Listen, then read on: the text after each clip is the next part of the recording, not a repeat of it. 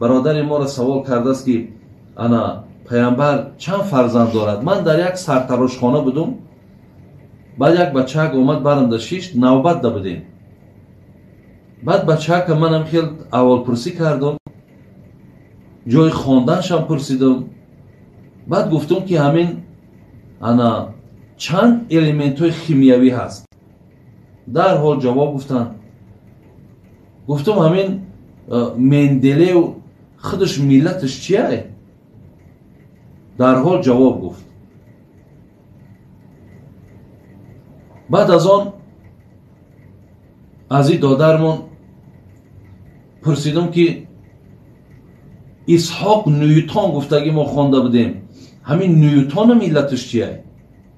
وای هم جواب داد. بچه دانشمند بوده.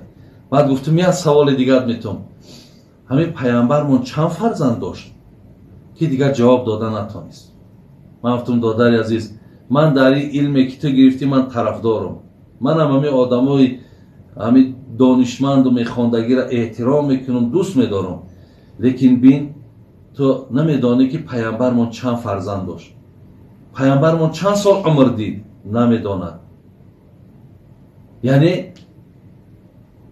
گویم مهم است، ضرور است برای آدم مسلمان که یک پیغمبری که شفاعت کننده ما هست، پشتیبان ما هست، برای ما همیشه آب دیده میکرد، حتی دم آخرش ده با امتی گفته جان به حق تسلیم کرد. ما امروز ندانیم که پیامبرمان چند سال حیات دید، پیامبرمان چگونه حیات گذرانید و چند فرزند دارد. پیامبرمان برادران عزیز 7 فرزند داشت. بچه‌کاش انا قاسم بودن، طاهر بودن، ابراهیم بودن. 3 تا بچه داشتن، 4 دختر داشتن، همگی 7 فرزند بود.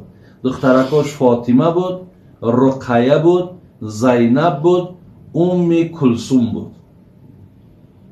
همین 6 فرزند همش از حضرت خدیجه بود. 1 فرزندشون ابراهیم از ماریه قبطیه بودن.